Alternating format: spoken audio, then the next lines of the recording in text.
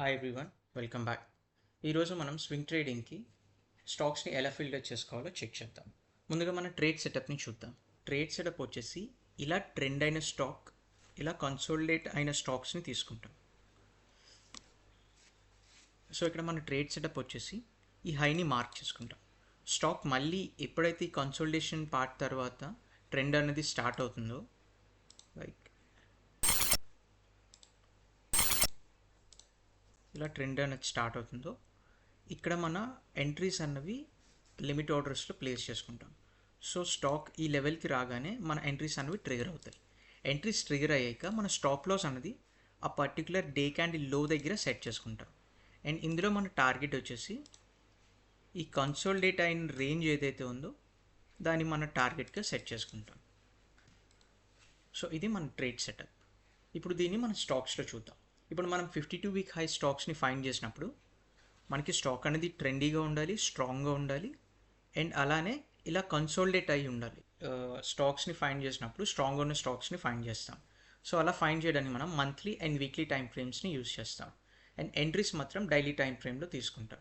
So మనం swing ట్రేడింగ్కి స్టాక్స్ని find చేయడానికి ముందుగా మనం 52 వీక్ హై స్టాక్స్ అని సెర్చ్ చేద్దాం. ఇందులో మనకి ఎన్ఎస్సి వెబ్సైట్స్లో కొన్ని స్టాక్స్ లిస్ట్ అయితే వస్తుంది. సో ఇప్పుడు ఇందులోంచి మనం ఒక్కొక్క స్టాక్ని ఫిల్టర్ చేయడానికి ట్రై చేద్దాం. కొన్ని ర్యాండమ్ స్టాక్స్ని తీసుకుంటాను నేను ఇందులో.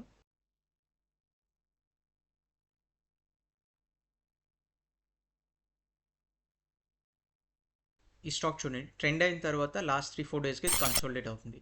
సో ఈ స్టాక్ ఎప్పుడైతే మనకి 6587 లెవెల్ని బ్రేక్ చేస్తుందో మనం ఈ స్టాక్లో పొజిషన్ తీసుకుంటాం. అండ్ ఇందులో మన టార్గెట్ వచ్చేసి అరౌండ్ 7390 లెవెల్ దగ్గర సెట్ చేసుకుంటాం. అండ్ ఇందులో మన ఎంట్రీ అండ్ స్టాప్ లాస్ ఎలా ప్లేస్ చేసుకోవాలో చూద్దాం. సో సపోజ్ డే క్యాండిల్ ఇక్కడ ఓపెన్ అయ్యి ఈ లెవెల్కి వచ్చేసరికి మనం ముందుగా సెట్ చేసుకున్న లిమిట్ ఆర్డర్స్ అయితే ట్రిగర్ అవుతాయి.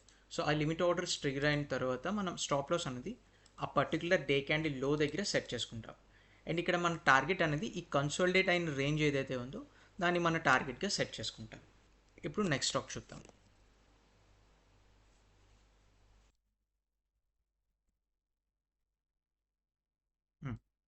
నెక్స్ట్ ఈ స్టాక్ చూడండి. ఈ స్టాక్ కూడా ట్రెండ్ అయింది.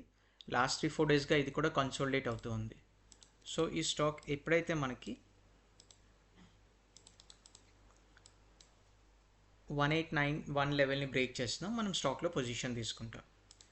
అండ్ ఇందులో మన టార్గెట్ వచ్చేసి అరౌండ్ 2117 లెవెల్ దగ్గర సెట్ చేసుకుంటాం. ఈ స్టాక్లో మనం 12% వరకు రిటర్న్ ఎక్స్పెక్ట్ చేయొచ్చు. ఇది కూడా సేమ్ అంతే. డే క్యాండిల్ ఇక్కడ ఓపెన్ అవుతుంది. ఈ లెవెల్కి వచ్చేసరికి మన లిమిట్ ఆర్డర్స్ అనేవి ట్రిగర్ అవుతాయి. అండ్ స్టాప్ లాస్ వచ్చేసి ఆ డే క్యాండిల్ లో దగ్గర సెట్ చేసుకుంటాం. సో ఇందులో మనం స్టాక్స్ని ఫైండ్ చేయడానికి monthly and weekly time frame use చేస్తాం.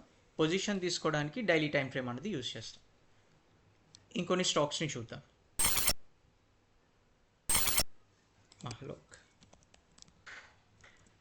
నేను ర్యాండమ్ స్టాక్స్ని పిక్ చేస్తున్నాను ఇందులో.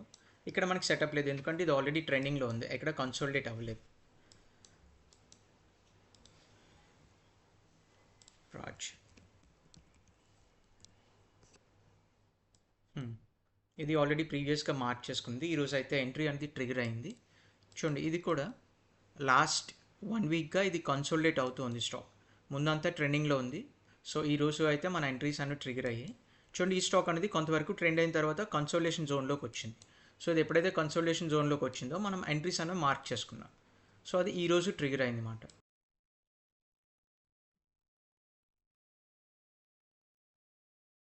ఈ స్టాక్ చూడండి, ఈ స్టాక్ కూడా లాస్ట్ ఫ్యూ డేస్గా ఇక్కడ కన్సోలిడేట్ అవుతూ వచ్చింది. లాస్ట్ వీక్ అంతా లాస్ట్ 2 వీక్స్గా కన్సోలిడేట్ అవుతూ వచ్చింది. సో ఈ స్టాక్ అనేది ఈరోజు మన ఎంట్రీస్ అనేవి ట్రిగర్ చేసింది. సో ఇక్కడ మన టార్గెట్ అనేది